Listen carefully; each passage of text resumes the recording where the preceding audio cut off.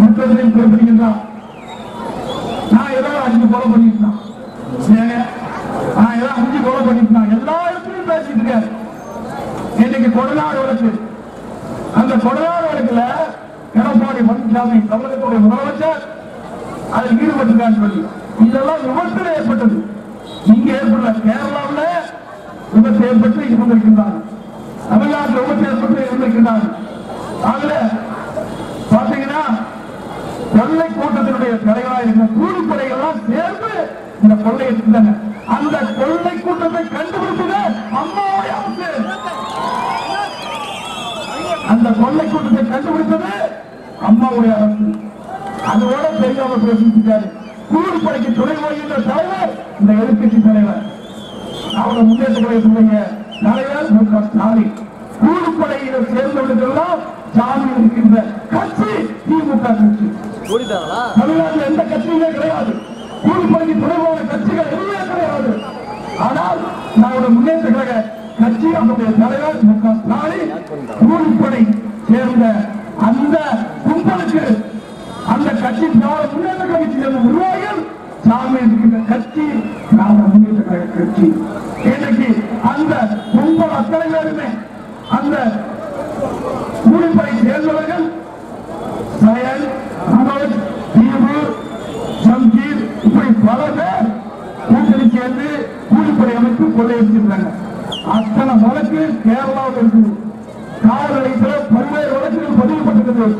அந்த கூலிப்படைகள் மீது நம்ம தமிழ்நாட்டில் இல்ல, கேரளாவில் கொள்ளையடிச்சிருக்கிறாங்க, திருடி இருக்கிறாங்க, ஆட்கடிச்சிருக்கிறாங்க, பாலியல் வழக்கில் ஈடுபட்டிருக்கிறாங்க, போதைப் பொருளை குறைச்சிருக்கிறாங்க. இப்படிப்பட்டவர்களுக்கு சாமி எடுக்கின்ற கட்சி திராவிட முன்னேற்ற கழக கட்சி. அத்தனையுமே கேரளாவில் வழக்கு பதிவுபட்டிருக்கிறார். இவ்வளவு வழக்கும் கேரளாவில் பதிவுபட்ட வழக்குகள். ஆகவே உண்மை குற்றவாளிகளை விரைவிலே கண்டறிந்து தக்க தண்டனையை அம்மாவுடைய அரசு பெற்று தரும் என்பதை நேரத்திலே தெரிவித்துக் கொள்ளப்படும். ஆகவே இந்த வீண் பணி சுமத்தி இந்த மிரட்டலுக்கெல்லாம் ஊட்டலுக்கெல்லாம் நாங்கள் பயப்பட மாட்டோம். இந்த மமட்டு பிடிச்ச கை, அதே கிராமத்திலே வந்தவன், நான் விவசாய குடும்பத்திலே பிறந்தவன், உங்களுக்கு வரலாறு வாழவில்லை. நீ வந்த வழி வேறு, நான் வந்த வழி வேறு. நான் இங்கே இருந்து இங்கே வந்திருக்கின்றேன், இங்கே கீழே இருந்து மேலே வந்திருக்கின்றேன், உழைப்பாக வந்திருக்கின்றேன். உன்னை போல் உன் தந்தை, அந்த தந்தை செல்வாக்கால் நான் பதவிப்படுகிறேன். கருணாநிதியுடைய மகன் என்ற காரணத்தாலே நீங்கள் திமுகவிலே தலைவராக இருக்கிறீர்கள். ஆனால் நான் அப்படி அல்ல. அனைத்து இந்திய அண்ணா திராவிட முன்னேற்ற கழகத்திற்கு விசுவாசமாக உழைத்து கட்சியிலே பதவியடைந்திருக்கின்றேன். சமத்துவ மனோபாவம் இருக்கின்றேன்.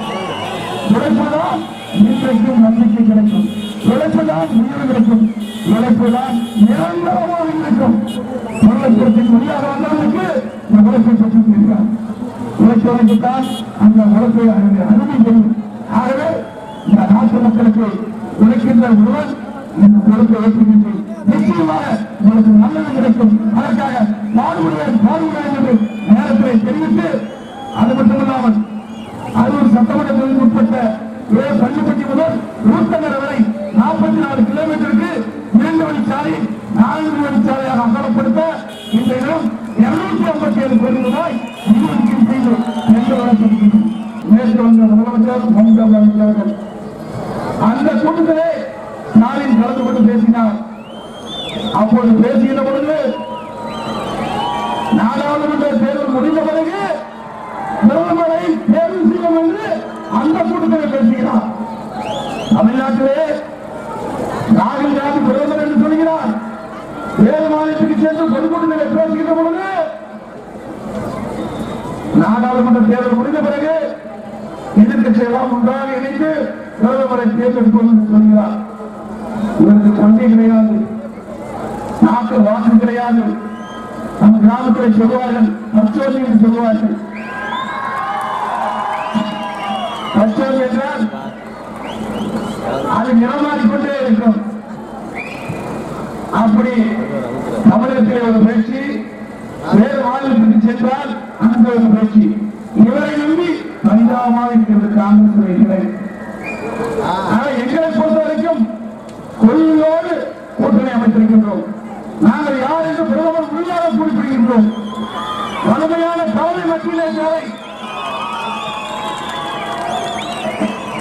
130 கோடி கொண்ட மிகப்பெரிய ஜனநாயக நாட்டிற்கு ஒரு நிலையான வலிமையான திறமையான வீரமிக்க பிரதமர் நாட்டிற்கு தேவை. அப்படி திறமையான பிரதமர் இருந்தால்தான் நாட்டை பாதுகாக்க முடியும். இன்றைக்கு அந்த நாடுகளெல்லாம் நம் நாட்டு மீது இன்றைக்கு பயங்கரவாதிகளை ஏறிவிட்டு நாட்டிற்கு இடையூறு ஏற்படுத்துகின்ற வேளையிலே நாம் ஒவ்வொரு குடிமகனும் எண்ணி பார்க்க வேண்டும். இந்த நாடு நலமாக இருக்க வேண்டும். நலமாக இருக்க வேண்டும் என்று சொன்னால் இந்த நாட்டிற்கு உறுதியான பிரதமர் வேணும், வீரமிக்க பிரதமர் வேணும். அது நரேந்திர மோடியால் தான் இருக்க முடியும் என்பதை அண்மையிலே நிரூபித்து காட்டியிருக்கின்றார். ஆனால் எதிர்கட்சிகள் எல்லாம் சந்தர்ப்பமான கூட்டணி அமைத்து போட்டிருக்கிறார்கள். அவருக்கு கொள்கை கிடையாது. ஒவ்வொருவரும் ஒரு பெயரை சொல்கின்றார். எத்தனை பிரதமர் இந்த நாட்டிற்கு தேவை? ஒரு பிரதமர் தான் ஆக முடியும். ஒவ்வொரு கட்சிக்கும் ஒரு பிரதமரை அறிவிக்கின்றார். ஆக அவர்களுடைய எண்ணம் நிறைவேறாது என்பதை நேரத்தில் சுட்டிக்காட்டி, அது மட்டுமல்ல, திராவிட முன்னேற்ற கழகம் 15 ஆண்டு காலம் மத்தியில் ஆட்சி அதிகாரத்தில் இருந்தார்கள். மத்தியிலும் இருந்தாங்க, மாநிலத்திலும் இருந்தாங்க. இந்த மத்தியில் ஆட்சி அதிகாரத்தில் இருந்த பொழுது தமிழ்நாட்டுக்கு என்ன திட்டங்களை கொண்டு வந்தார்கள்? ஒரு துருமை கூட கிள்ளி போடவில்லை. ஏதாவது புதிய தொழிற்சாலை கொண்டு வந்து தங்களுடைய ஏற்றத்திற்கு அடித்தளமாக அமைத்தார்களா? தேவையான நிதி பெற்றுத் தந்தார்களா? எந்த வளர்ச்சி திட்டம் தமிழகத்திலே கிடையாது.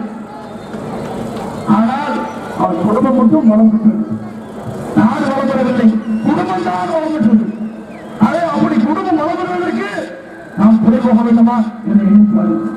ஒரு சோற்றுக்கு ஒரு சோற்றுக்கு ஒரு சோறு பழம் என்று சொல்வார்கள். ஏற்கனவே உங்களுக்கு வாய்ப்பு கொடுக்கப்பட்டது. அந்த வாய்ப்பு உருவாக நாட்டு மக்களுக்கு எந்த நன்மையும் கிடைக்கவில்லை. காவல் நடுவு பிரச்சனை தீர்த்து வைத்தார்களா? முல்லை பெரியார் பிரச்சனை தீர்த்து வைத்தார்களா? பாலாறு பிரச்சனை தீர்த்து வைத்தார்களா?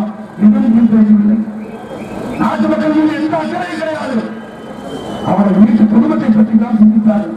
குடும்பத்தில் இருக்கிறவர்கள் அதிகாரத்தில் வர வேண்டும், அதே சுகத்தை அனுபவிக்க வேண்டும், அதுதான் அவருடைய நோக்கம். ஆனால் அனைத்து இந்திய அண்ணா திராவிட முன்னேற்ற கழக தலைமையில் அமைக்கப்பட்டிருக்கிற கூட்டணி அத்தனை கட்சி தலைவர்களும் நாட்டு மீது பற்று கொண்டவர்கள்.